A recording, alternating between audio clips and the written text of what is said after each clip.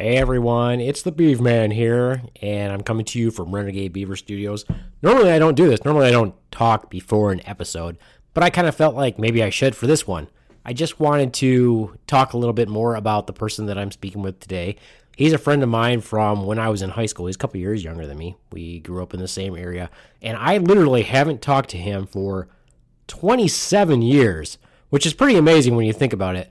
But the really cool thing during our chat was that it seemed like no time had gone by at all, and really what we were doing was we were just catching up. He was telling me about what was going on in his life, and I kind of talked to him about what was going on with mine. And even though we probably could have talked for hours and hours, of course we cut it down to a timely discussion in the interest of our listeners. But it was really cool for me because I thought, there's a certain type of person out there that you could not see him for a really long time, and it seems like you just pick up where you started, where you left off, even though, of course, we were a lot younger then. I would, of course, like to know a lot more about the people that I haven't seen for a very long time, but it also does talk to you a little bit about regret and the things that we regret, like not keeping in touch with folks. I don't do a very good job of that. I don't have a lot of friends, and as I get older, I'm like, man, I don't feel like I wasted my life, but I feel like that I wasted relationships.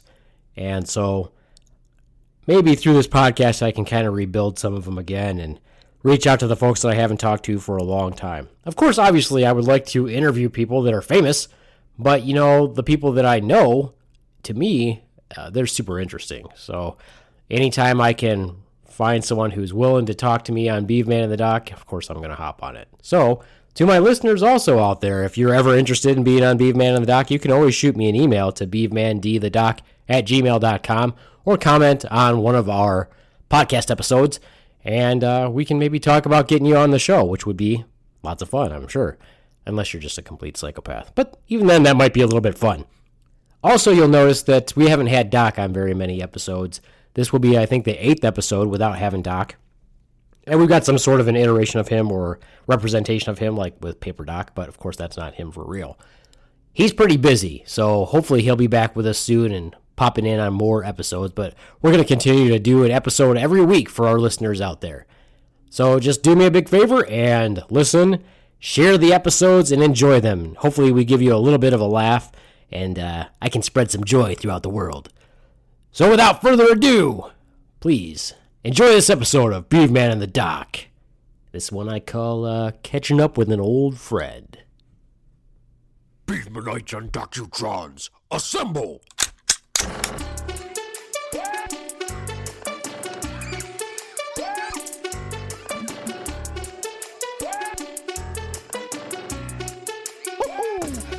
Okay, so back in the day, I was way above the wave, and I traded in the girls for the video games. I played so much Super Smash Bros. Other kids called me names. This is Beaveman in the Dock, and let me welcome you, Beavemanites and Docutrons. And if there are any daughter bots listening, just remember that this podcast is not appropriate for children because we are going to swear and talk about some themes that are that can be vulgar at times. And I am the Beaveman here in Renegade Beaver Studios. I can't remember if I said that or not because I'm getting older and sometimes my memory isn't what it used to be. And with me today is a lifetime friend of mine who I have not talked to in, I'm going to say 27 years. Absolutely. My good friend. Yep. D. However he wants to be known. D nice. D, you want to D your hip hop name? That's right. D nice to the ladies. That's what our friend used to call us. Really? Back That's when you were right. the ladies' man. That's All right. Fun thing about Dylan is a Marine Corps veteran. Yes. That's Hoorah. correct. Hoorah. And how long were you in the Marines? Man, I was in the Marines for 21 years. Only intended to do 4, but just kept re-enlisted. Had nothing better to do with my life. So 21 years. Well, yeah, obviously that was your calling then, right? That's right. I enjoyed So every after second. 21 years, let me ask you this. Oh, well, let's just do this first. What was your job in the Marine Corps? Well, like most young kids, I was most undecided. So actually, I only joined the reserves there, reserve unit out of Lansing, Michigan, at first. infantry. So I was 0351, anti-tank assault. It was cool. Learn how to blow up tanks, mess around with some explosives. Good time. Then working third shift job there and around Battle Creek area and going to college and wasn't disciplined enough to stick with it all. So one day I said, hey, I want to trade my reserve contract for active duty contract. And they said, yeah, you can do that. So did you do the same thing then when you joined active? Did you just transition, or did you have to go through training again? well, no, I didn't have to go through no training because I asked them, they said, what do you want to do? I said, well, I'll just stay infantry. I don't care. And they're like, no, that job feels too full. You got to pick something else. So I don't know. That I don't job know. field is too full. That's something you don't hear every day. Okay, Yeah, the infantry, there's not enough infantry. There's too many infantry slots. I mean, not enough infantry slots. that's right. You know, but funny thing is now, so my aunt, she was also in the Marines, and she happened to work at headquarters Marine Corps at the time. And my package came across her desk, and she's the one that actually gave me my new job field, which was air traffic control. So, and I had no idea what it was, man. I thought it was those guys down on the runways that, waved those flashy lights, guided airplanes in. But no, she gave me air traffic control. So next thing I knew, I was on a plane down to Pensacola, Florida, and went to air traffic control school. And that's what I did for the last 17 years. No, 18 years. 18 years I did air Wow, traffic control. So that controlled sounds airplane. stressful. It's not. Really? Uh, it depends where you work. It all depends on where you work. It So can that's be interesting. So you started off as infantry, yep. learning about what type of did you guys have, like dragons, or what did you guys use for anti tank? Yeah. Yep. I had dragons. Yep. The javelins hadn't come out yet. Okay, and did they have do you have toes also, or Yeah. Toes mounted on Humvees, but then we also had smalls. You've seen the shoulder fired rockets. mm-hmm.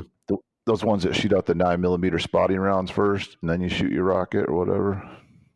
Okay, that's fun. Yeah. So for the listeners who don't know what the hell we're talking about, we're basically talking about large bore, big bore weapons that you shoot to try to blow up a tank. Bunker That busters. was not something I know how to. I learned how to use the dragon as an infantryman, but I never ever used a dragon. We had specific people that had that were designated per platoon who were the dragon gunners Yep. back in the day. Weapons platoon. I did not have to do that. I just had to learn how to use them, and of course now there's no way I would know how to use one. But so you Nope. learn how to use that. Transition to Yep. air traffic control, which seems to me very stressful, but you say it's not too bad. It's not too bad. It's very How do you make the leap though? How do you make the leap from being an infantryman to being an air traffic controller? I mean, say you're in school with everybody who's, I'm assuming, just went through, because Marines consider everybody who goes through basic as is everybody's underlying MOS is infantry. Is that right? that is Like as if correct. you're quote unquote, you're all infantry, which to me is Every Marine's a rifleman. That's what they say. what do you think about that? I think it's true. I think it's true to form. I think it's true to form. But I say the best riflemen are people that never shot before because they're easily teachable. Oh, right. Yeah. They're pretty easy to teach. I've also noticed that over the years, the best raw shooters, and I'm not talking about rifle shooters. I'm just talking about like pistol shooters. Raw talent wise seems to be women. Yes. They seem to be very good at shooting a handgun without any training. Very Yes, I malleable. agree. Men tend to Absolutely grab if they don't have any training, men to grab the pistol a little bit too hard. So, but yeah, Yeah, I've absolutely agree. noticed that. Rifle wise, though, I don't know how accurate that is. See, I'm different. So I did my entire career as an infantryman. Yep. So I did not have any exposure to. We very, very rarely saw women. You'd have to run down to the other end of the street to see women. Where we were at was all the block, I guess you would say, of I my got street you. was all infantry. So in air traffic control school, though, now you're in air traffic control school and you're exposed to a different type of Marine, would you Yeah, say? I'm exposed to the air wing, man. We're air wingers now. And what's that like as opposed to being around the infantry?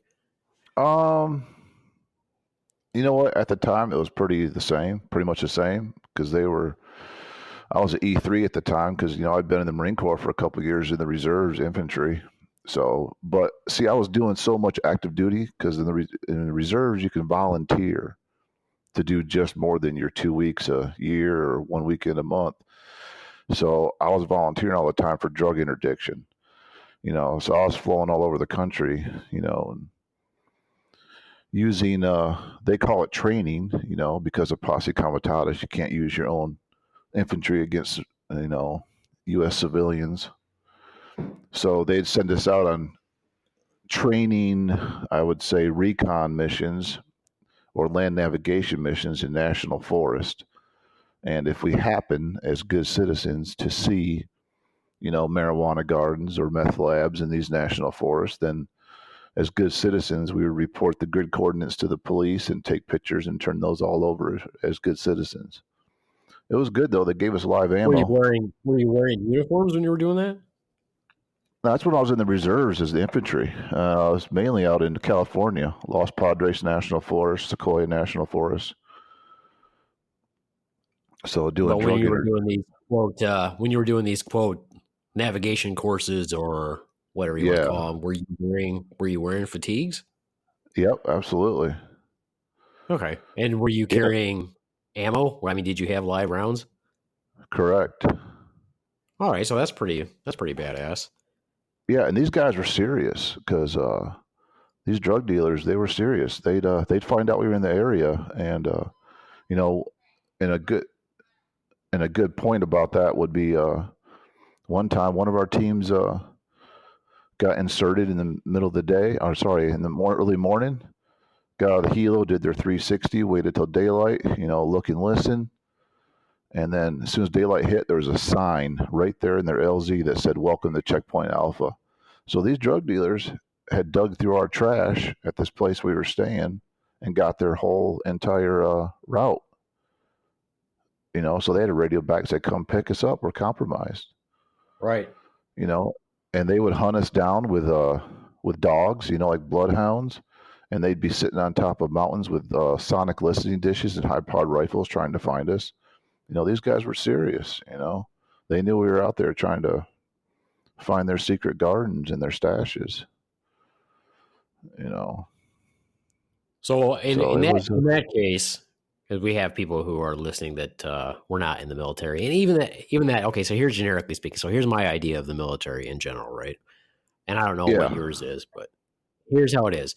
There are, you got the Air Force, Navy, Army, Marines, and you have the Coast Guard, but the Coast Guard is technically under the Department of Transportation. Yeah. So even though you've got all these armed forces, in my opinion, because they do such different jobs, there's only two branches that are solely focused on ground combat, if you will. Yep. And that's the Marines and the Army. And then you break it down even further. So you break it down even further, right? Into the Army, for example, there's infantry and then there's everybody else. Now, but the infantry does show respect to, like, okay, well, we need our engineers. So they're kind of like infantry with shovels. We've got cav, they're all right, whatever. We need artillery for prepping the area, but everybody really basically supports the infantry. So if you're not infantry, certain people might get some respect, but otherwise you're like, yeah, fuck everybody else. Yeah. And then it goes even deeper than that by breaking it down by what type of infantry are you. So for example, if you're not airborne, that immediately eliminates you from being infantry that I give too much shit about, unfortunately. Yeah. So if you're a leg, I don't really, like, okay, whatever, fuck you. And then it gets more severe, it gets more serious from there beyond being airborne infantry. We've got the Ranger battalions, special forces, et cetera. Special forces is not infantry, but we consider them part of that major combative component. And of course, the ever-present god is Delta Force. So if you're not part of that support branch, then you're like, well, we don't really give you too much. We don't really give you too much thought process. So is that Gotcha. what is your take on the actual military branches? I mean, obviously each branch is should be a little bit arrogant about themselves, but just because you were in the army, if somebody says to me, "Oh, I was in the army," doesn't mean they were a badass in any way, shape, or form. Which is, I think a lot of people misinterpret that. They're like, "Oh, well, clearly they were a badass." I'm like, no, not necessarily. Yeah, well, there's always the animosity between Army and Marines. If a Marine, Army guy says, I was in the Army to a Marine, Marine's gonna say, yeah, whatever. Always, Right. And I always, think that it's the same. I don't know if it's the same way for the Army, depending on what part of the Army you were in. For example, if a Marine tells me they're a Marine, I'm like, big fucking deal. I don't care. yeah, and it is. But I'll tell you one thing that annoys me though. If I meet one more person that says, yeah, I was a Marine and I was a recon Marine, I'm gonna shoot myself in the head. Because I swear to God, every Marine I It's the same meet, thing in that the was Army, though. Everybody in the Army was a Ranger. yeah, and you're That's like, bullshit, dude. I said, there cannot be this many recon Marines in the world. Are you kidding me? So now I'm like, all right, show me your DD 214. right. I want to believe it. Everybody's a recon. I was like, bull crap. You were a pogue. You sat behind a computer. You were in charge of training. You monitored physical fitness tests. That's what you did for 4 years. I know that's what you did. Right. Well, everybody in the Navy was a SEAL. Oh yeah, I'm like, absolutely. there's not that many SEALs. I've met one out of all the people that I met that quote unquote were SEALs. I know for a fact one of them was, but everybody else, I'm like, you were not a fucking SEAL. Yeah. Or if they find out I was in I'm the also Marines, pretty arrogant about the same thing too. Yeah. I was going to join the Yeah. Marines. Well, you was, but you didn't. Oh well. Right. Now, Or I when I was say going I to. was going to join the Marines, I say I was going to join the Marines, and people say, "Well, why didn't you?" To me, that's always a joke. I'm not saying it because I seriously was going to join the Marines. Yeah. You've heard those jokes, I'm sure. Yeah. Any classic But actually, Marine Corps jokes about why you were going to join the Marines, but you didn't that you can remember? it's not a joke, but there's 100 million fucking excuses out there that you can't believe. I was gonna, but it's ridiculous, man. Well, I'll be honest. When I was getting out of high school, my three choices in my mind were Marines, underwater welding, or I was going to join the Coast Guard. To be honest, Now, the Coast Guard I sees a actually lot of looked. action. Yeah, I The actually Coast looked at Guard the. sees a Yeah, lot I of mean, shit. they do. They see more shit than people think they do. Mm-hmm. But Especially, I would say, especially if you work the Great Lakes, they see a lot of crap. the Great A Lakes are lot of down in drug Florida. running. A lot of drug running. People don't give the Coast Yeah, Guard quite the respect that it duly deserves. I've met a couple people that were in the Coast Guard, and some of their stories, I'm like, holy shit, you saw way more shit than I ever saw. yeah, absolutely. Yeah, they're under the Department of Transportation, which people don't realize. So, I don't knock people that were in the Coast Guard because a lot of times they had some pretty, like I said, I think the two people that I ran across that were in the Coast Guard have some pretty good stories. That were pretty, and one of those things too. They're like, I never really thought about even those people that were in the Coast Guard. They're like, I never really realized that that's what I was going to see or come across. Yeah, I mean, you're But I pretty find it decent. fascinating. I bet. Yeah, the guys I met in the Coast Guard are pretty decent fellas. So they weren't the ones that were going Yeah, to bullshit you. no, I I enjoyed them. think that it's Just like probably because they were doing civilian work as well. Some of their stuff that they're looking at, they're like, well, it's kind of like a civilian occupation almost in some respects. yeah, yeah, they know what they do, and they don't Right. flaunt it or try to jack it up to what it ain't. Yeah. So they've been Well, that's decent. the thing. Like Just like you said, like I run across people all the time that say, "Oh, I was a ranger. What did you do in the army? Oh, I was a ranger. Okay, where? What were you doing? Is that actual? Is that see? I don't actually with mine. I don't ever flaunt what I did. I don't really. I don't think it's a big deal personally. I mean, for me, it was fun. oh yeah, absolutely. I don't sit there and say, "Oh, I was special forces, Delta forces, all this other crap." That's not what I did. So I don't see the need. I think that people who talk about a lot of that stuff, the first thing in my head is that they didn't do anything. That's the first thing I think. I'm like, well, if you have to build it up, then clearly you didn't do too much.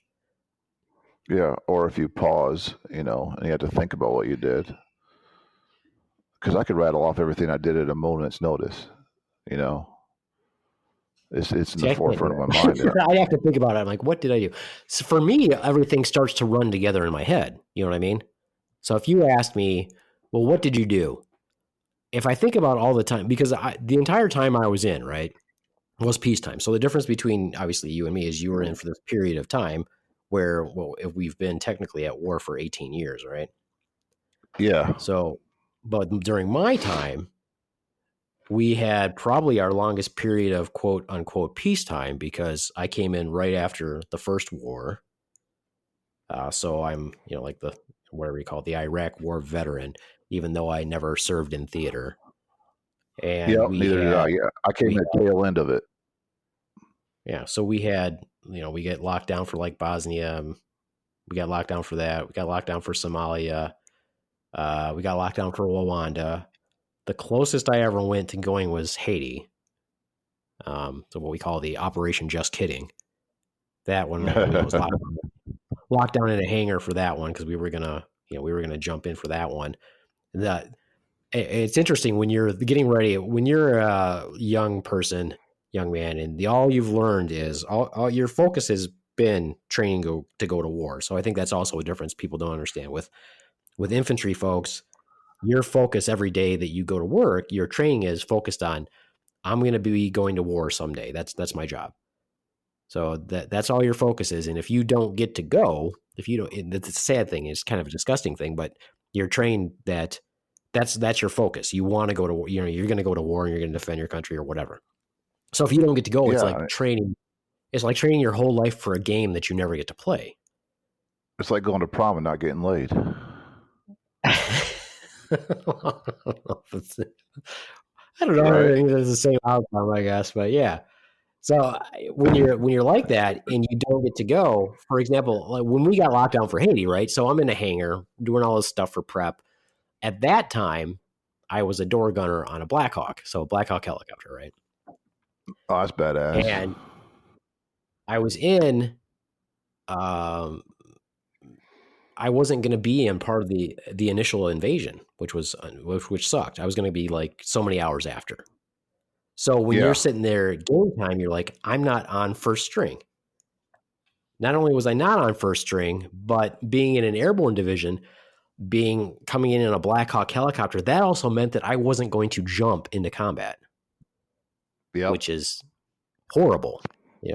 So instead of I was half jacked to go to combat because I'm like, well, I finally get to go to combat, but I don't get to do what I really was trained to do, which is jump in to combat. So I wasn't even going to get to that. So I was bummed.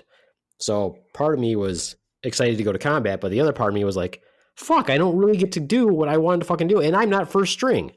If they'd yep, have said, hey, you're going in on the initial assault as a door gunner, I would have been okay with yep. that. I mean, I would have missed out on jumping in, but I'd have been okay with doing the assault. So, Yeah, but then it got absolutely. canceled. So hence why we call it Operation Just Kidding. And so I was like, okay, well, fine. Nobody got to fucking jump in anyway. That's right. That's right. Nobody got something that I didn't get. No, I agree. I got lucky in that respect.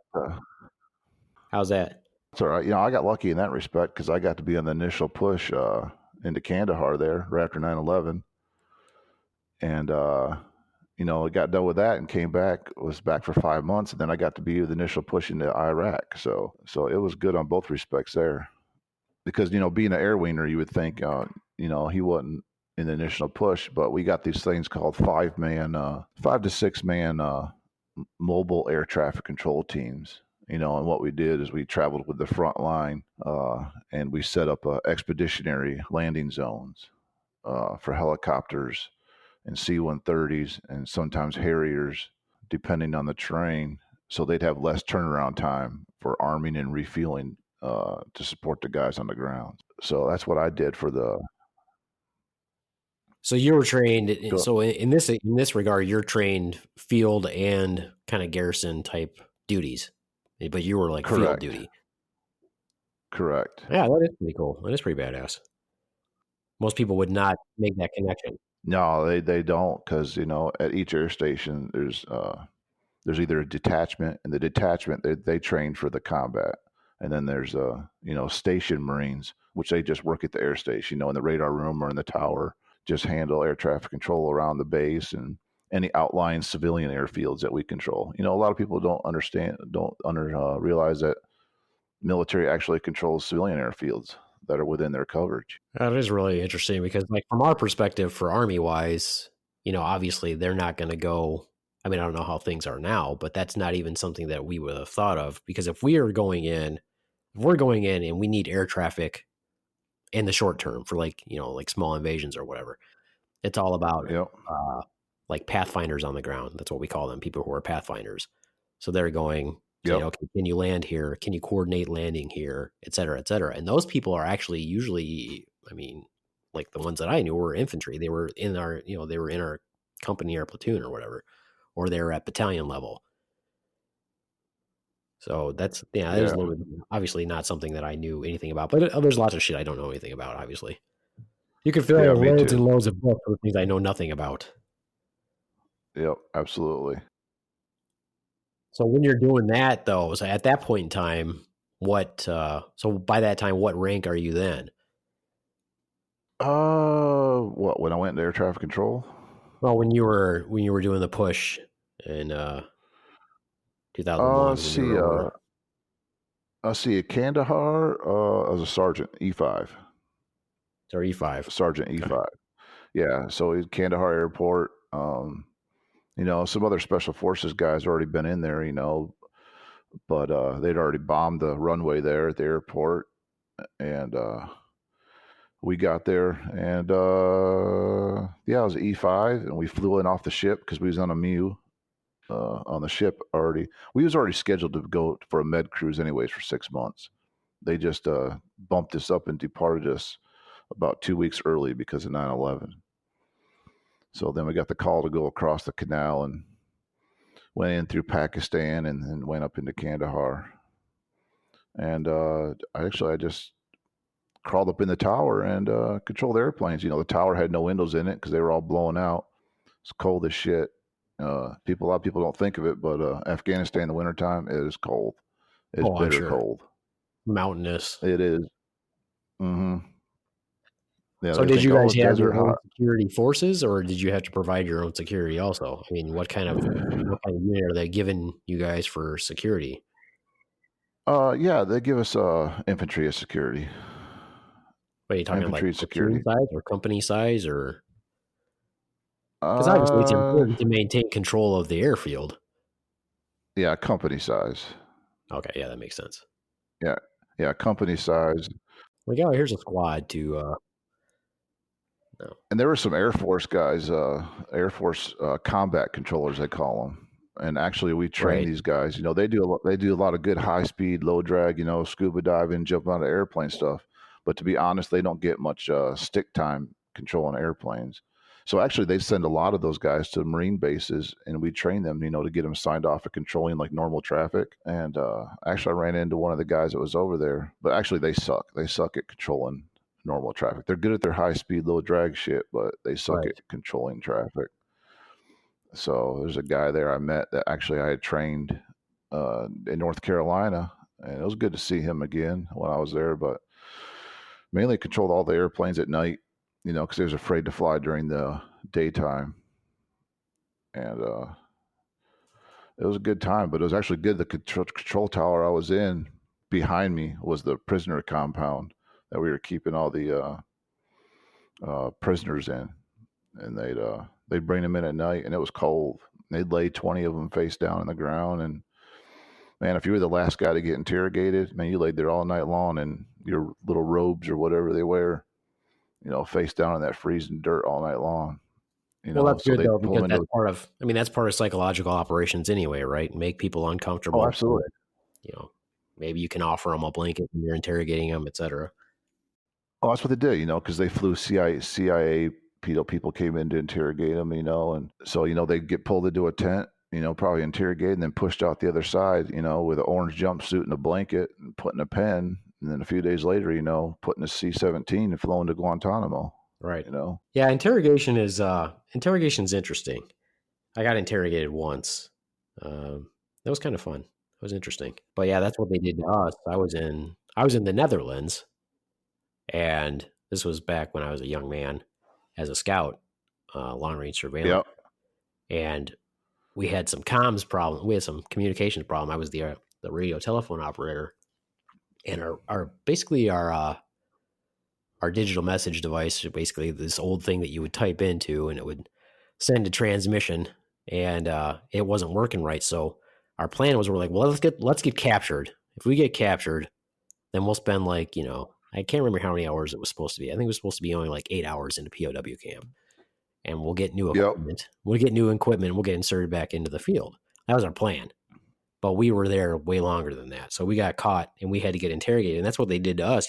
They took our clothes, and I got they gave us these thin green jumpsuits, put us Yep. outside. They had speakers that were like, 6 feet tall or whatever, that just played white noise with the volume cranked all the way up. And they just put us in stress positions in the rain. So Netherlands, Yep. I can't remember if it was January or whatever it was, but we're in stress positions, and they just kept doing that for, they change the stress position like every half hour or every hour or whatever. And then you're freezing your ass off, and they take you inside and expect you to talk because you just, That's right. but of course I didn't. So fuck them. Yeah, you just got to go deep into your mind, find your happy Yeah. place. I actually just kept fucking with them. That was way more fun. I'm like, well, fuck you. I'm going to fuck with you instead. Fuck with me. I'll fuck with you. It is. If you got a sixth sense of humor, that's what get you through. Right. If you're deranged, you got a sixth sense of humor, you'd be the better at it. Oh yeah. It was a good time. There was actually one point in time that the interrogator had just kept shining this flashlight in my eyes. We were getting interrogated by the what you call it, the Dutch. So the Dutch interrogators, military intelligence, and he kept shining this flashlight in my eyes, and making references to being a stupid American, et cetera, et cetera. And I just told him, I'm like, man, just you better back off a little bit there, buddy. You're getting in my face a little bit too much. And he just kept getting in my face, and he got headbutted. Yeah, actually, also Afghanistan is the first time I drank my own piss too. Oh, really? Tell us about that experience. Well, that was an accident though. But no, I was down in the tower. Like, I thought it was intentional. You're like, oh, no, it was an accident. Yeah, it was an accident. I was in my tent, at the base of the tower there, and all of a sudden we started getting mortar attacked and stuff like that. So, it was freezing ass cold, so I was peeing in empty water bottles inside my tent because I didn't want to get out. Well, we got attacked, so I grabbed all my gear and was running up to the tower to coordinate helo attacks or counterattack for helos. And then I grabbed a water bottle, which I thought was water, got all the way up, running to the top of this 80-foot tower, got up there and opened it up. And man, I opened it up and took a big old swig, and I realized this ain't water. It's my own piss.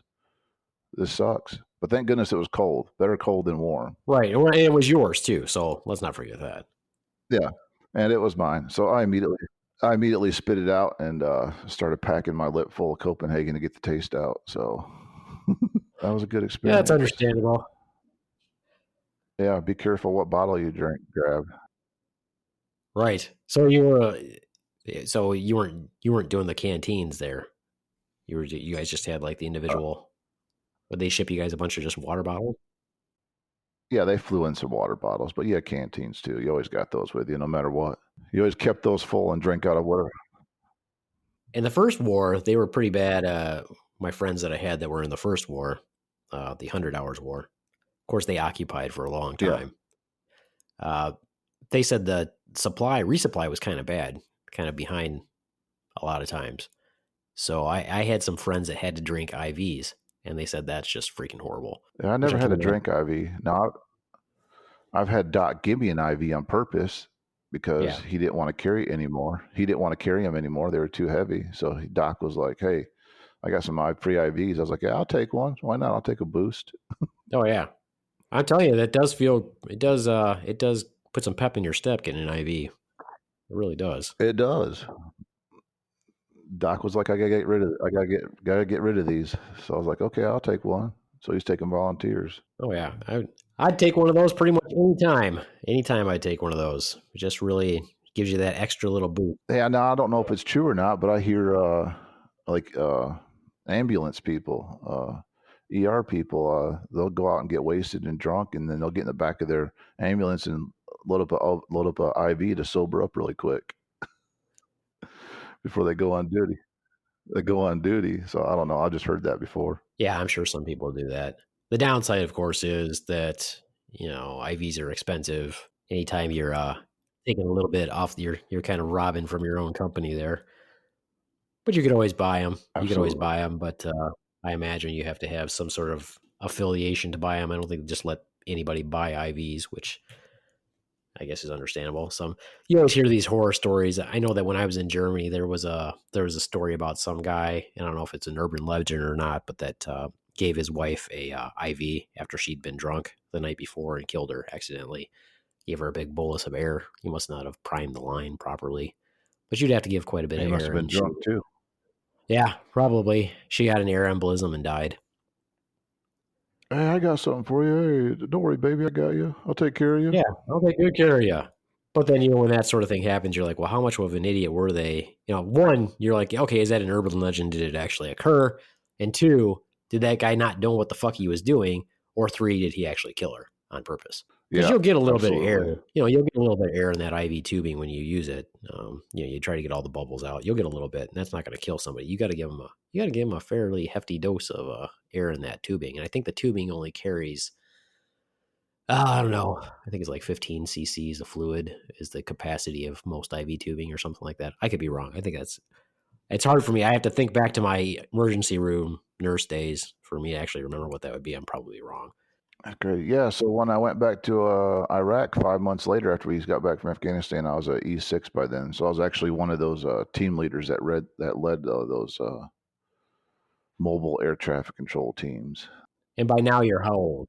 Oh man, I couldn't even. I don't even know. I don't even remember when that kicked off. 2002, 2003. I don't even remember the year it kicked off. To tell you the truth, when we invaded Iraq. So I had to have been around, Had to have been 2002 or 20, 3, right? 20, yeah, 27, 26, 25, somewhere around there. Right. So that was good. So sitting on the Kuwaiti border. See, how old was I? I must have been. Okay, so I was in the National Guard then when in 9/11. So that was Yep. I was in my first year of nursing school, and I can remember then. Here's a funny thing, though. So I was in the National Guard in an instructor unit. Uh, we did the 11 Charlie instructor course for so that's infantry mortars. And as soon as that happened, I called my unit. I'm like, I want to go. I'd like to volunteer to go, even though we hadn't decided we were going anywhere. I just said, hey, I'd like to go wherever we go, and they said, well, it doesn't matter. They're not going to take you. No matter what, you're not going to go. None of us are going to go because it's an instructor unit, so they won't Yep. take us. Which I was like, well, that doesn't make any. I'm like, well, you should try to let me go anyway, because by then I think I was either an E6 or an E7. I can't remember. And I said, well, they're gonna need E6s and E7s who are infantry, who were prior Yep. service. I'm like, they probably actually Yep. would take me. You just need to find someone who will take me, and I can go. But of course they're like, oh no, sir, I'm not gonna end up going. I think even eventually through all of it, they only ended up taking and this was years later, they only ended up taking people to be who were E7s or E8s to be section leaders for transportation companies. Gotcha. But by then I was out because I was like, oh yeah. So that was pretty good experience, sitting on the Kuwaiti border, watching the night before we crossed the border into Iraq, watching the Tomahawk missiles, from the Navy, prep the area there right across the border. And we took Humvees. How much area does that take out? Like an entire grid square? I have no idea. It was a good light show, I'll tell you that. That's all it was Yeah. to me at the time. It was a good light show, and then just worked our way up with the front line all the way through Iraq. I think I set up 6 or 7 different temporary airfields, and my final stop was actually in Tikrit, actually where they found the guy, but they didn't find Saddam until after we had already left and stuff. But yeah, I ended up in Tikrit finally at the end of it. I actually ran into my old reserve unit there. So I was on top of an overpass bridge, and I needed to charge some of my radio. No, I had a generator, and this guy come up from under the bridge. There was a grunt unit underneath the bridge there in the shade. He come up, needed to charge some radio batteries. Used my generator I had, and I found out he was actually from my old infantry unit there in Lansing, Michigan. So they sent that reserve unit there out of Lansing, Michigan. Wow. And actually there was a few guys still there that I knew. So that was a good coincidence there. Yeah, it's kind of fun when that happens. You're like, wow, it really is a small world when you run into, you come across that. Yeah, absolutely. So ended up in Tikrit, that was a good time, and then came back. Only had one incident where I got nervous. That's when I got left by myself for about an hour and a half. That's about it. So he's like a 50 truck convoy, and I was in the lead vehicle, and Lieutenant Colonel said, "Hey, get out here, going through a town and making a turn." He was like, "The convoy might be spread out a little bit. Get out here and make sure they know where to turn so nobody gets lost." So I got out at this intersection in the middle of this town. He said, "I'll radio back for the last vehicle to pick you up." Well, the last vehicle never picked me up. So I was just standing there in the middle of this town, probably with about, 200, 200 rounds of rifle ammo and about 30 rounds from my 9mm and probably about 30 shotgun shells from my Benelli, staying there by myself. But nothing happened, but it was pretty nerve wracking with all these people around at night, in the middle of this Iraqi town. Wow. For about an hour and a half till finally a vehicle came back and picked me up. I was like, man, I'm going to end up on Algiers. I'm going to get my head chopped off, something. But, it's initial push time. At least you were heavily armed. Good. That's right. It was initial push time, though, so that was the best time to be there for both of them. I was lucky in that respect, There was no, IEDs or these guys out there prepping to set traps for people, you're shooting anybody and everybody on initial push. Right. So, and they're on the run. So I was lucky in that respect to be on initial push on both of those times. So, Right. And I think that's what a lot of people don't understand is that your soldiers, Marines, etc., are always hindered or hampered by what we call rules of engagement. that's right. If you don't have a good rule of engagement, then you're going to run into a lot of trouble. When the rules of engagement are just engage, period, and don't wait, don't wait to load your weapon, et cetera, et cetera. Kind of like how they were hindered, when you talk to people who were in the first war, they're like, well, shit, we walked around with, we weren't even allowed to put a magazine in our weapons unless it was, had to be an empty magazine. And if we got shot at, then we could shoot back, and et cetera, et cetera, et cetera. When you don't have that problem, then you're more likely going to have some sort of victory. But when they start tying everybody's hands, that's the problem. And that's when you have where you're occupying also, when you have occupational forces beyond the original, like you said, the original push. That's where we run into problems. When you've got an 18-year war going on that nobody even thinks about anymore, you're like, well, what's the rules of engagement for them now? Why are they still there? They got to be horrendous. Ours was like anybody, when you're first there, they're like anybody in uniform, even if they're taking a shit, shoot them. Right. And then it was like, okay, they're taking their uniforms off, but they still got their military boots on. So shoot those guys. Then they're like, hey, people are walking up to convoys, gathering intel on what we got in our convoys. If you see somebody do that and then start to run away again, shoot them. Right. So, I was lucky in that respect that nobody's hands were tied on the initial push. I was lucky I wasn't part of the occupation force. Now I had a 10-year gap between the initial push for Afghanistan, Iraq. I did some instructor duty, did some station duty, and then finally, just before I retired, I went back for another tour there in Afghanistan. But it was a secure base. It was like a 9 to 5 office job, controlling airplanes and UAVs, and that's about it, really. But in your mind, though, do you even think back and say, isn't that crazy that 10 years have gone by and I'm going back and we're still there? Yeah, absolutely. I mean, we're now in the era of sending troops over there. The troops that we're going to start sending over there weren't even born during 9/11. A lot of them. Yeah. Yeah, it's crazy. So when you look at it and you say, well, why are we, when you look at justification, some of it when you're like, well, okay, I'm this age and I can sort of see, but when you're looking at it and you're like, well, okay, I wasn't even alive then, what's my justification kind of for being here? It's a little bit bizarre. Doesn't mean as much to them, Right. because they really weren't impacted by, by 9/11 at all. And I wonder what how much training do they go through when they're deployed? You know what I mean? There's a difference between having never served in combat, me personally, or been in an occupational force during combat. All I knew was training. So we trained all the time. But when Yep. you're in an area that's considered a combat zone, how much training do you do? Which is what I wonder about.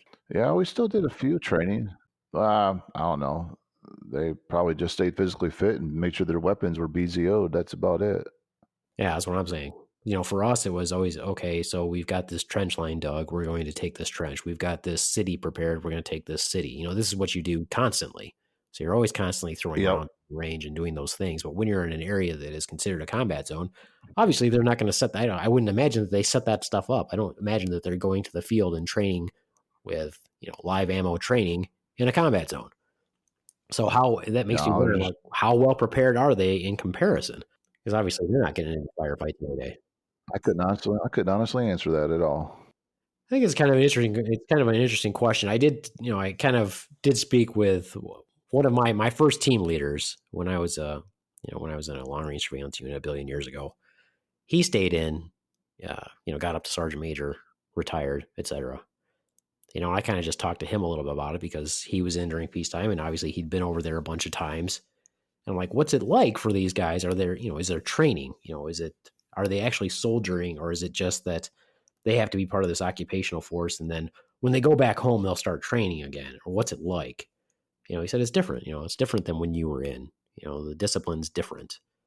It's all over different. And I mean, I can't even imagine now too when you see folks that have their kids that are in basic training now. I've got a couple of friends whose kids went through basic, and they're sending selfies with their phones in basic. I was like, well, that's kind of crazy. Yeah. I can't even believe that they let them have their cell phones in basic and advanced training. I don't understand that. The connection's different. I don't know if I got a straight answer. I talked to a few of my guys that were still in, and I was like, "Hey, what's the quality of Marines you're getting out of boot camp now? What are they like? Are they softening up? And I think I don't know. Maybe the discipline's still there. Maybe they're still keeping it instilled in them. Maybe it's not. But I know what they got to start with is a lot harder to start with. I agree with you. What are they starting with? Because we're looking at a bunch of soft individuals that I see on a day-to-day basis. Yeah, it's not Call of Duty or Fortnite. No. Don't even get me started. Don't even get me started on what they probably got to start with. It's probably really hard as far as work ethic goes and what they got to start with. They got to break down and retrain. Yeah, I think that there's a good period of time though where it kind of ebbs and flows. For example, I know when I first came in, they had just built new. I think the barracks that I stayed in were pretty new. I think they were only maybe like a 1 or 2 years old. And this was in Fort Benning, Georgia. So that was what they called Sand Hill. Before they had Sand Hill, the troops that were in, they had stayed they went through basic at World War II barracks, basically. And that was called Harmony Church. So when I first came in, if you were infantry, but you didn't go to Harmony Church, you went to Sand Hilton, everybody treated you differently. But now here it is, Yeah, when I was 20 some years later, and everybody's like, I stayed at Sand Hill, bitch. And you're like, well, okay. So you see as the evolution goes, where people are like, oh, back in my day, like, okay, well, was it really harder back in your day? Everybody says back in the day it was harder. Yeah. But I can actually say, well, I kind of think that back in my day it was harder. But I also didn't think that it was that hard because I was mentally and physically ready, prepared to go. Oh yeah, different attitudes. We had different attitudes way back then.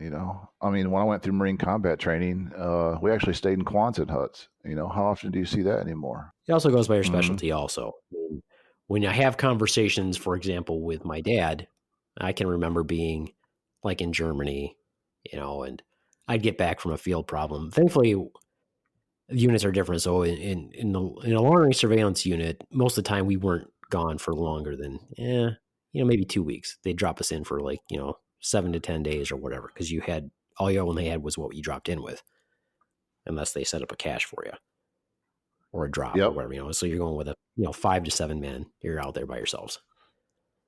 And I can remember calling my dad and saying like, "Hey, I just got back, blah blah blah." My dad was like, "Well, what kind of tent did you stay in?" And I was like, what do you mean? He's like, "Whoa, was it this tent or that tent?" I'm like, "I don't even know what those are because I've never stayed in a tent." Like I slept on the Yeah, ground no, with a poncho over the top of me that I strung up really quick, really low. And that's it. that's right. That's right. Or you made a taco out of you. Right. I mean, it's just different mindsets for all around. When you've got him, my dad, who was a communications MOS attached to Signal Corps or artillery or whatever. I think it is actually artillery, but the big artillery. So my dad never actually spent one night in the field to include basic training. It's just different mindsets. It is. I agree. Yeah, no, but since I retired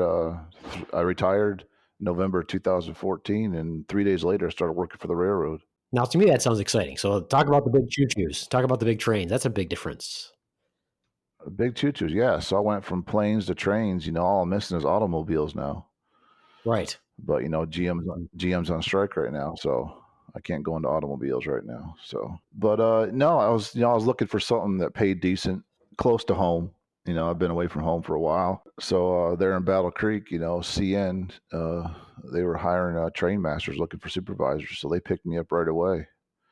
They like to hire prior military just because of work ethic issues, and odd schedules and levels of stress. You wouldn't think about it, but railroad can be a stressful job, especially for a manager.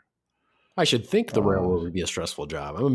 I'm surprised that people think that it's not a stressful job. yeah, but how often do you think about trains? Not many people think about trains really, unless they're pissed off that they're blocking a crossing and they can't go to work or to the gym or something. I never really thought about them. A lot of people don't even think about how really dangerous they are. If you actually looked at half the chemicals that trains actually carry through your town, you would live nowhere near a railroad track. But don't you think though, if you look at the train, if you look at that industry, to me, Yeah, that makes more sense than the trucking industry. I agree. As far as fuel cost goes, absolutely, and efficiency, absolutely. Well, and safety also. Yeah, because that's highly regulated. Yeah, I do a lot of depending on which job I do at the time, I do, certification exams for drivers, and most of the people I don't think should be driving. I agree. So safety wise, I imagine that Absolutely. it's much better with, that industry that you're in than it is with, this one with, the drivers. Yeah, so it was exciting. It was a new job field, something new, similar to, kind of similar to air traffic control. I mean, you got your rail traffic controllers, kind of like air traffic controllers out of Chicago that actually talk to the trains all across the United States and control trains. But, I was more on the managerial transportation side. So like an operations manager, at a terminal, so like Battle Creek, so manage the crews, manage the trains going in and out, what's got to go to Canada, what's got to go east, west, what's got to go south down to the Gulf, get on transport ships. It was a good time. But like I said, wife wanted to get back south because that's what we used to, being in the military, living in North and South Carolina, Florida, and spending 3 years in Okinawa, Japan. We were just used to it. So I took a supervisory job as soon as I could. Ended up in Fulton, Kentucky. Now I don't live in Kentucky. I actually live it's right on the border. So I actually live in Tennessee. So did you ever actually get to operate a train? Yeah, I got my conductor certification. A conductor. I got your engineer and conductor, right? This is for people that might not know how it works.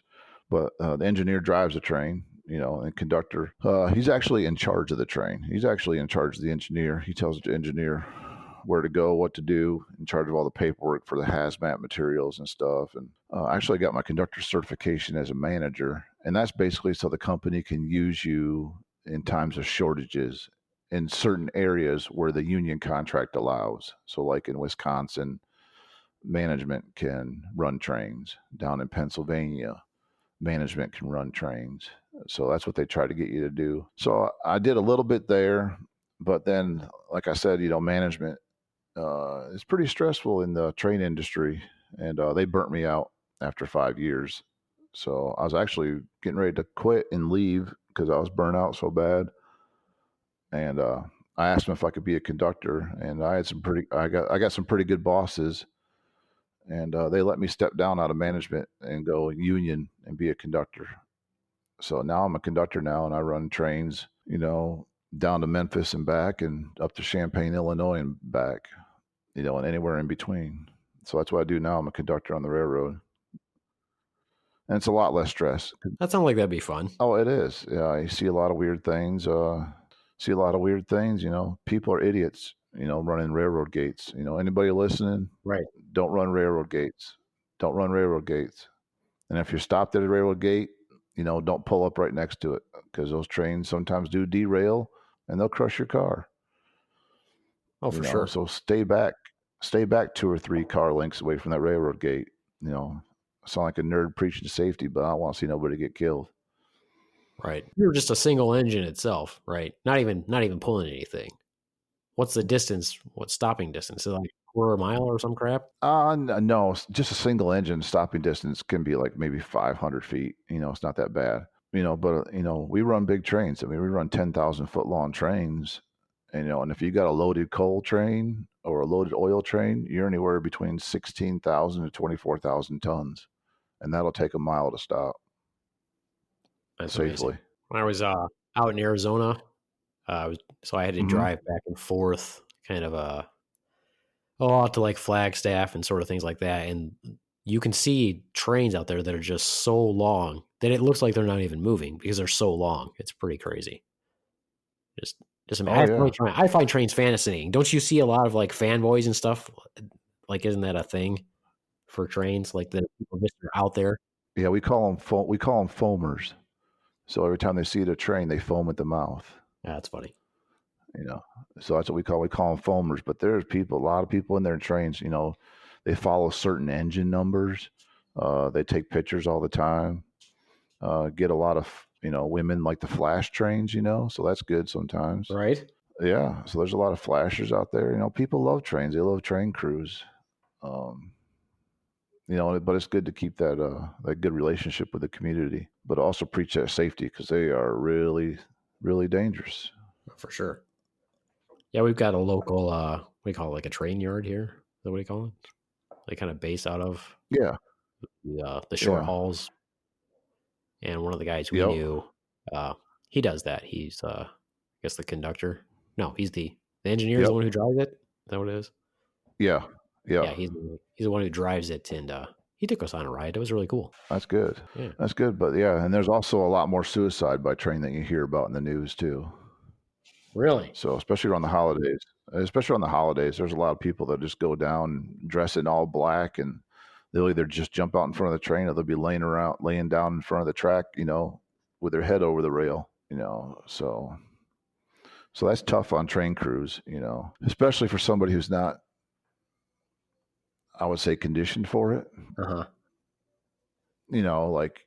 People like, you and me, we've seen death, we've seen combat and stuff. So we're conditioned to it. So we can handle a little bit better than, but some people, it really messes with their psyche, running over somebody or hitting a car, full of kids, right. That a mom didn't want to take her time, so you end up killing kids, when a mom and dad didn't want to take their time and run a train gate, And plus, there's people out there that do crazy shit like put stuff on the tracks too, right? Oh yeah, there's people that, down in Memphis, some of the bad parts of neighborhoods, people, they'll throw tires and all kinds of stuff on the tracks, but that really doesn't affect the track too much. That ain't going to derail a train. It'd take a lot to derail a train. Well, I think what's also interesting about the train is the way that it sets. It actually sits on a track. Like, people think that it just flat sits on there, but it's like some sort of an angled type thing, right?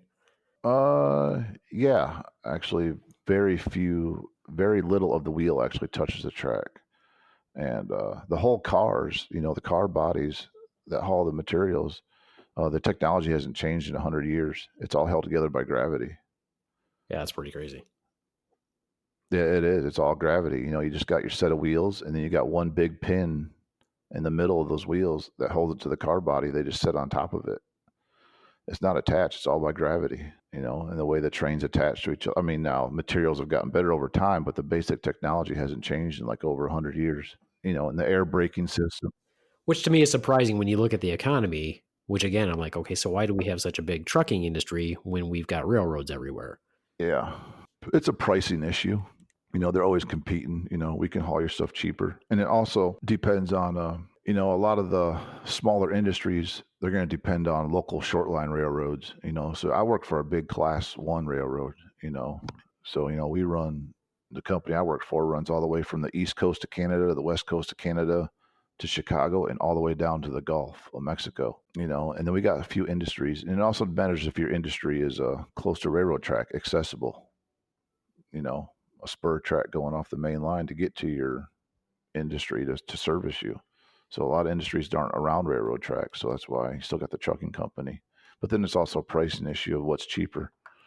And it all depends on fuel prices and what different companies can bid on.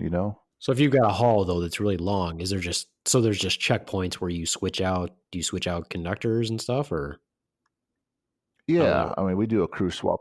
We do a crew swap there in Champaign if you're going north, or we do a crew swap there in Memphis. You're only allowed to work by federal law 12 hours. So it's highly regulated by federal law. So you're only allowed to do 12 hours. And sometimes, it's like 100 plus miles from where I'm at to Memphis and like 300 plus to Champaign. Sometimes it'll take you that whole 12 hours to get there, just depending on traffic that's out there on the railroad. Sometimes we'll take you your whole 12 hours. Sometimes you won't be able to make it. Sometimes you got to stop your train in a siding and they send another crew out to relieve you and then send you to the hotel. And then they got to give you a minimum of 10 hours rest before they call you out for another train to head back home. Which is probably actually, I mean, that's the same really for pilots also. I mean, basically that same rest period. It's really relatively about the same thing. Yeah, yeah. Basically, it's for air traffic control, like I was used to. You can't work more than 6 days. If you happen to work, or six starts, I should say. So you start a job 6 times in a row, or if you got to have minimum 48 hours off. If you happen to do 7 starts, like you're working your way back home, and that's your seventh start, they got to give you 3 days off before they call you back to work. But it's a big industry, and if anybody's ever interested in it, I highly suggest getting into it if you don't mind the travel and you don't mind being away from home, 2 nights a week. It's very lucrative, and it's always been a big industry, and it's always been a moneymaker for the economy. Yeah. Yeah. I've often thought about how does one get into that? Because I've often thought about that here. It's like, man, I think I'd rather do that than do what I do. Yeah, I mean, you really got to get online and just keep looking at the website. Like I know right now, my company is actually hiring big time in Michigan, all over Michigan, Battle Creek, Flint, Port Huron, Flat Rock. They're actually hiring conductors right now, big time. Well, that's But cool. basically, you just got to keep. You just basically, and then there's other railroads too. There's short line railroads like Grand Elk there in Kalamazoo, Michigan. It's a short line railroad. Right. They don't pay as much, but it's still good. Yeah, that's the guy that we know. That's who he works for, and he really likes it. He likes it a lot. Yeah, I haven't talked to him for a couple of years, but boy, he was really happy with it. yeah. Being a conductor and engineer on a train it's not as stressful as being in the management, because the management, boy, these companies, and rightfully so, they're tight. They're tight on making money for their investors and making money for the railroad, and they're really well run, and the railroad's always going to be around and always has been around. So it's always been a good industry to get in because it's pretty stable. They've had periods of furloughs here and there, but that's when I say probably about 7 years ago, they had a big furlough. All the railroads did, but I think they learned their lesson there. They cut themselves way too short, so they're not too apt to furlough right away. but they are highly rules regulated, and you just got to watch yourself because they will. The discipline policy is pretty stiff too for breaking rules, and rightfully so Right. because of our Absolutely. job and the danger to the community. But one thing people don't know. I mean, you ever heard of fired insurance? No. Yeah, so the railroad has this saying, say if you do something wrong and you get disciplined, say 15 or 30 days off of work with no pay, uh, you got this thing called fired insurance. So, and you got insurance against, losing your job for 15 or 30 days. Well, they'll pay you. It's an insurance policy against being fired. Shit, that'd be nice to have, especially if you get fired all the time, I guess. Or you probably got to change your own personal attitude if you're getting fired all the time, though. So let me ask you this question then. Since you transitioned basically right from a disciplined field to a disciplined field, sort of. So Yep. did you have much of a hard time with transitioning in that respect? Or are you working with a lot of people who were in the military, or do you feel like it's completely different? There's a lot of prior military in the railroad, so and it's structured almost the same, really. So it wasn't that much of a difficult transition at all. Now you do got those that were never in the military, and uh, there's a lot of prima donnas on the railroad, and I say there's a lot of, well, there's a lot of FMLA out there, Right. Family Medical Leave Act, and that's personally I see that abused a lot on the railroad. But basically that's because these guys get paid so much money that they don't need to work all the time. You know, so I see that getting abused a lot. I mean, I know it's there it's good. People need it if there are issues at home with family or medical issues, and it rightfully should be there to use. But I see it getting abused a lot. That happens with a lot of occupations, and I think that I speak about this all the time. I think that obviously you can't go back in time, but if you could go back in time, I never would have got out of the military. I would have retired from the military because it would have Yep. been, and then I would have transitioned to a job that was very much like the military because civilians just drive the work ethic, um, the backstabbing, the inability to work with very few resources and use some sort of initiative and motivation is not there. And Yeah, absolutely, I agree. it's absolutely Drives me ridiculous. nuts. And it drives me crazy. And so I see it all the time, but I don't understand the point because if you had to work, from being a young person up until, your mid 20s or your early 20s or whatever, without ever being allowed the opportunity to call in sick. You don't call in sick in the military. At least not back in my day. It wasn't possible. You just didn't do that. That wasn't a possibility. Even if you were sick, No, you had to go to medical right, you still come in and if go you're with a sick. huge process. Right. And then, you never got sent home. I mean, we never got sent home. I mean, you could go in the sick call in the morning with the flu and you still went back to work. So it's just like the other thing is it wasn't a possibility to show up late either. You couldn't show up Nope. late. Nope. All those things are not, when all those things are not possible, it's not ever, doesn't ever become a learned behavior for you. Whereas if you never had to do any of that, that wasn't your experience, and the majority of the population that isn't their experience. So that's why it's so frustrating for those of us that it was theirs to deal with these people who have no, work ethic, have no, they have no idea what initiative means. They're not motivated, and everybody owes them something. So when you deal with that, you go from one extreme to the other. It's a shock. Oh yeah, it is a huge shock to their system, and they can't understand it, and they can't mentally cope with it. No, but it was an easy transition for me. It's not an option to show up late to work for the railroad. You do work when you got the flu. If you could physically stand and work, tough it out, work it. So any advice then? Oh, let me ask you this then. So you seem to have dealt with it pretty well, and you did a lot longer than I did. I was in for 7 years and then did 5 years in the Guard. So you've dealt with it a lot longer. Yep. You've dealt with it much better than I have. Because I still Well, I Well, wouldn't say that. people still annoy To the each shit their out of own. me. People still annoy the shit out of me. And it's been, I've been out of active duty now for 21 years. What advice would you give the beef man in dealing with the general population? With the general population.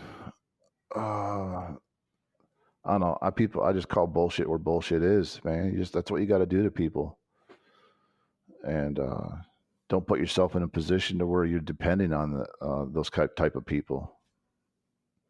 Keep people of like minded and like ethical around you, and those are the people you got to depend on.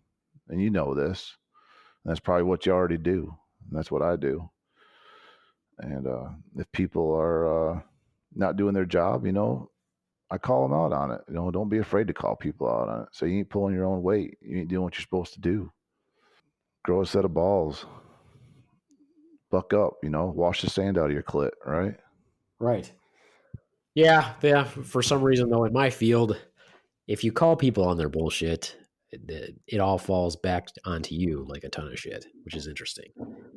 Because even in Oh, my screw field, HR. in my field, it's all about politics and how people perceive you. Because instead of providing a service and being being the resource that people look to give them answers, it has all become a popularity contest.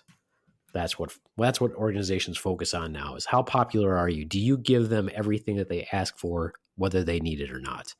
Did you give them that Vicodin even though you don't know they don't need it? Did you give them that antibiotic even though you know they don't need it? Did you do these things to make them love you? How many likes did our company get on Facebook? Yeah. How many stars do you have You know, as a provider that's loved who gives them everything that they want, regardless? that's right. What does Angie's List say about you? Right. Right. And that's one of the sticking points for mine is I'm like, well, you know what? Then I've always known that organizations don't care about me. I'm like, I already know that they don't care about me because it's a money making industry. I'm like, but to do the right thing is, to me, is more important than to be part of a popularity contest. And my patients in general, they like me. All my patients always have liked me, but there's always ones that don't want to listen. And of course, the people that don't want to listen are always the ones that are going to complain. The people that love you usually aren't going to send in something that says how much they love you. It's the people who Yep. don't want to be told, what's in their best interest. And as my philosophy as a manager or leader, another thing is I always wanted people to do for me, because of me, not the position I held. Right. You know what I'm saying there? Oh, absolutely. I would do that for D just because, of who he is, not, that he's my supervisor. I do it for D because of D and the way he treats me. So that's always been my philosophy. And I think that's what was a big rub with me in management, in a for-profit organization.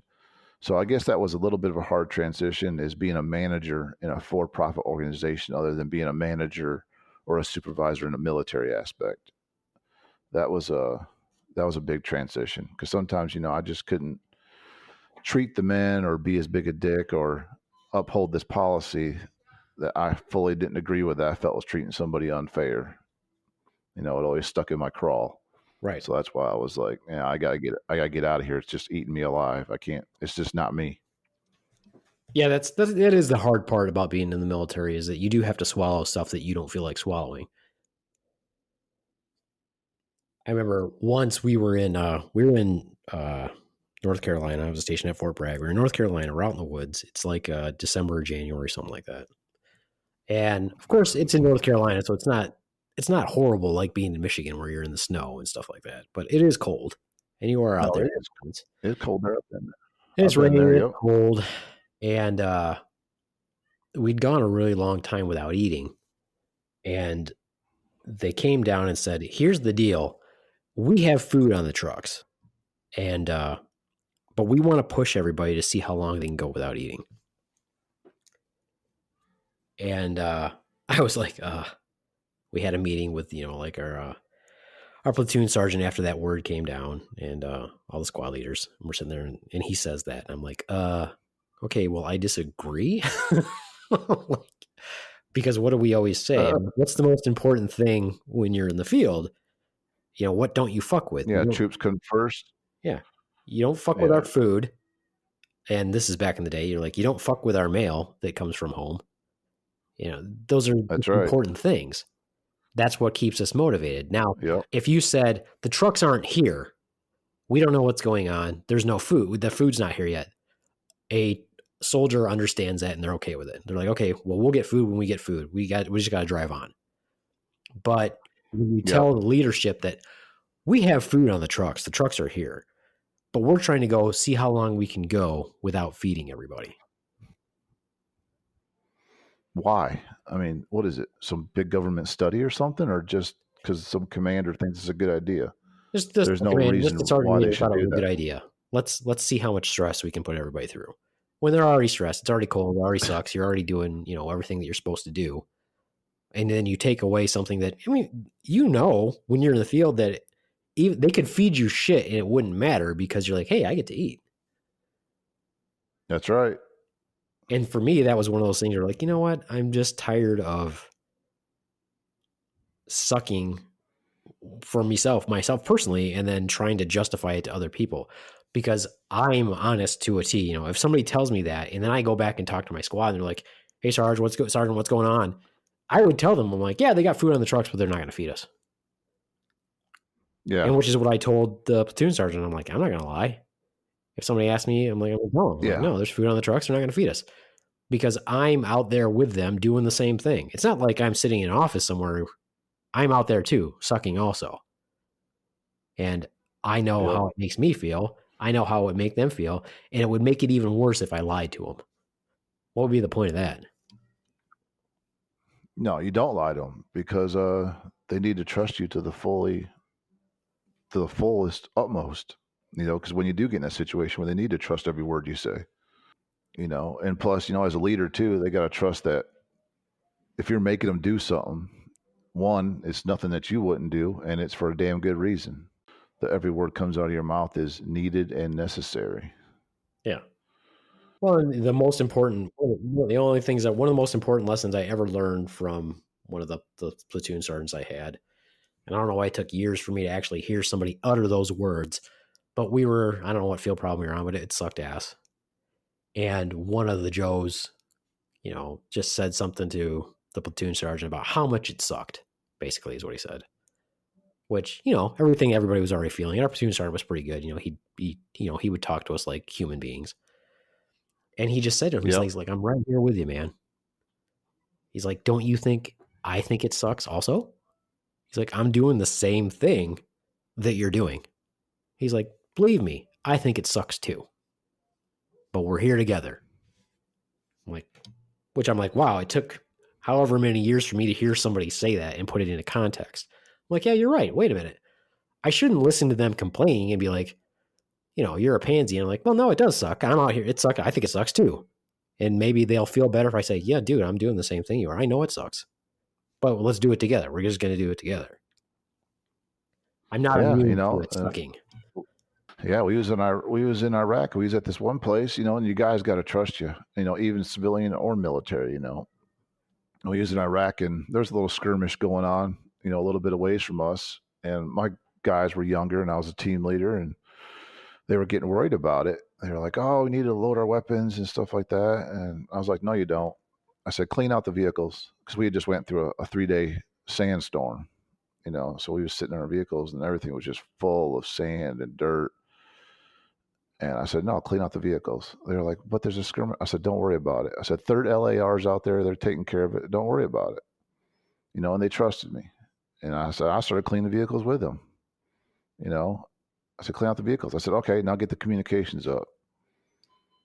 I said, "Okay, all right, now let's clean our weapons out because there's sand and dirt all over in them." I said, "Don't worry about it. Third LAR's out there. When you go."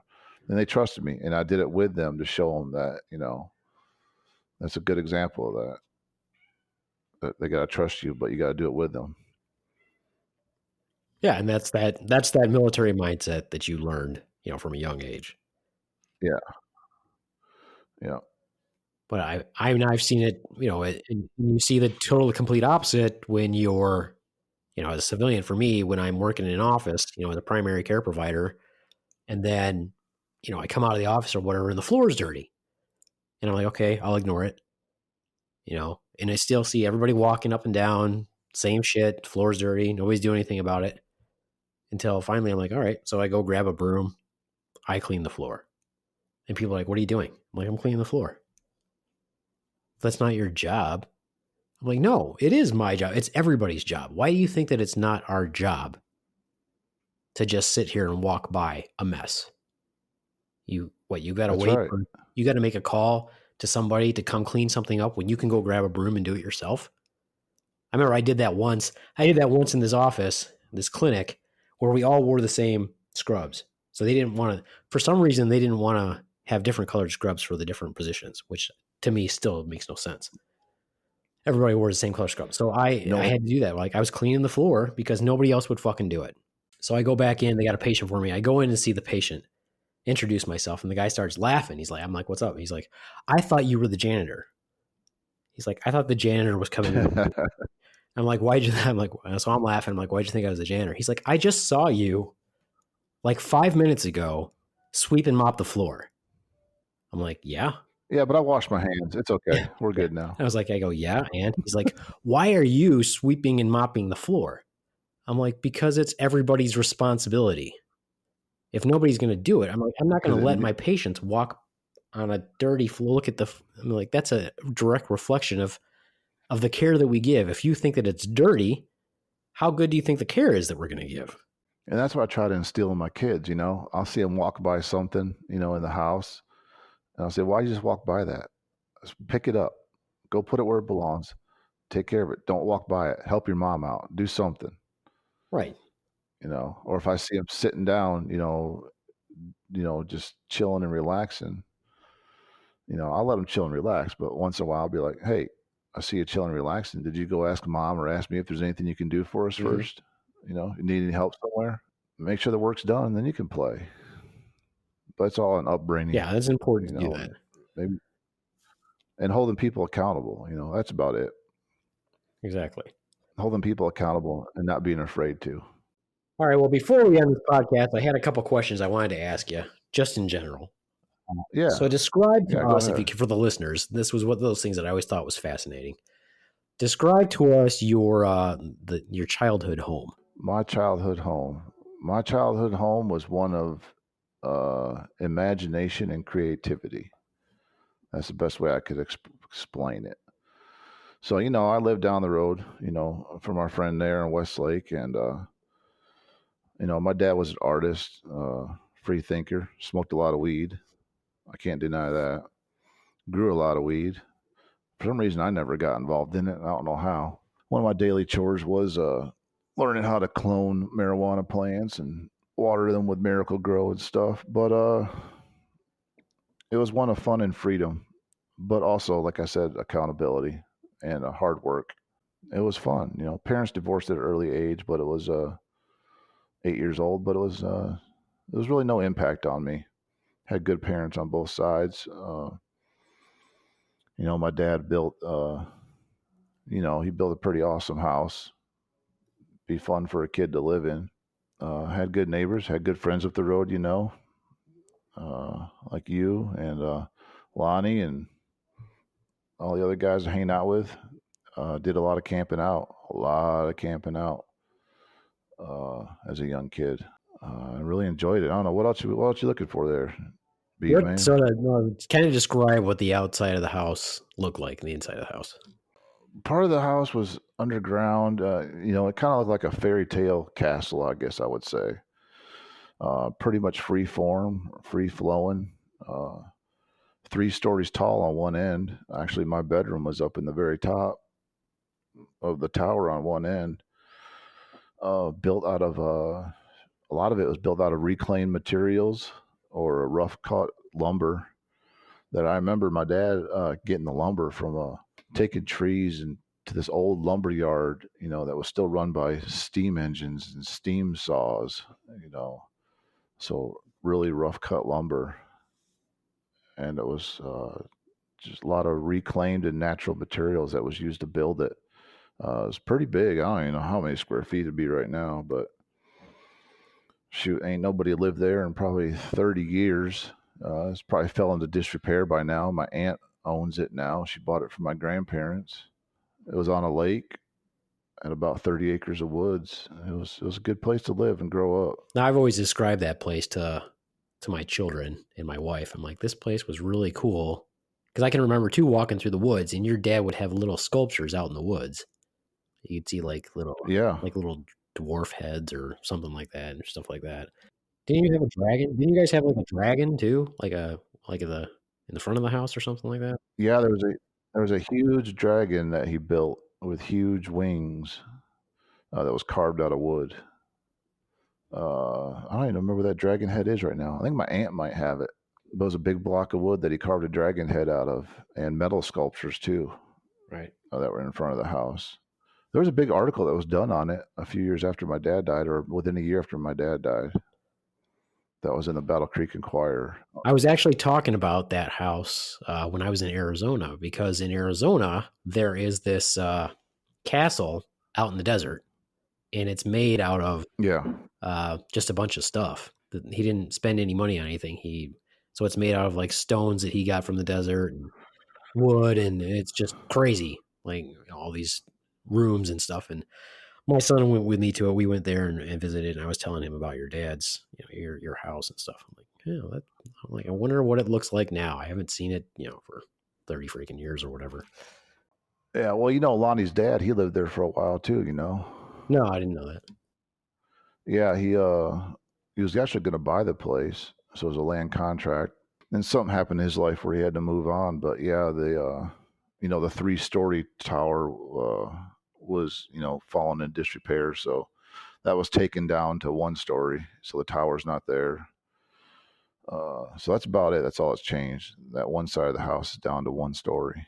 Yeah, interesting.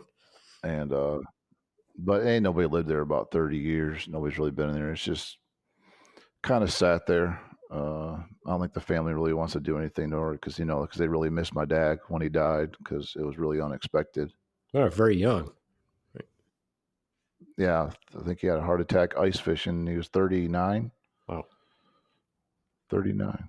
Yeah, so it was a big hit to everybody. So I just don't think people just leave it up as a memorial to him or something. My grandma, my aunt, the whole family. So we just kind of keep it as a memorial probably to him and for the family to use in general for walks or to camp on or whatever.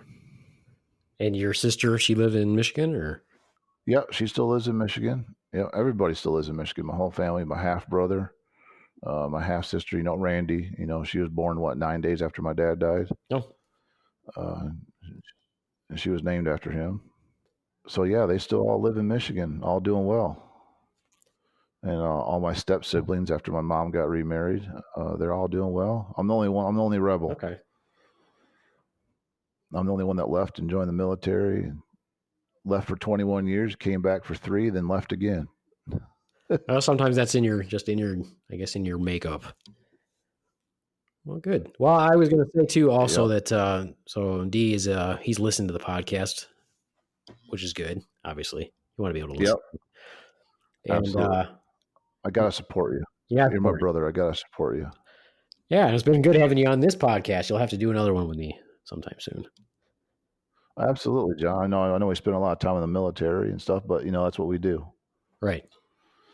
It's a big part of our lives. We have this kind of belief, I think a lot of people military wise do, that they could not see each other for several years and just pick right back up. The phrase being, it's only been but a minute. Absolutely. All right. Well, absolutely. But we had a good child. We also had a good childhood too. Yeah. We spent a lot of time together. Yeah, it was good. All right. Well, you feel pretty good about this podcast then? What's that? Feel pretty good about the podcast then? I think you did a good job. Absolutely. Yeah, you did a good job. Absolutely. All right then. Well, I'm gonna go ahead and say then we'll be back in another week or so. Try to crank them out every week. Might be varying guests. We'll have to get D back again. We'll talk about something specifically. I don't know what. And we'll go from there. But from me here at Renegade Beaver Studios, I'll say adios, mooch fuckos. Bye. I love you guys.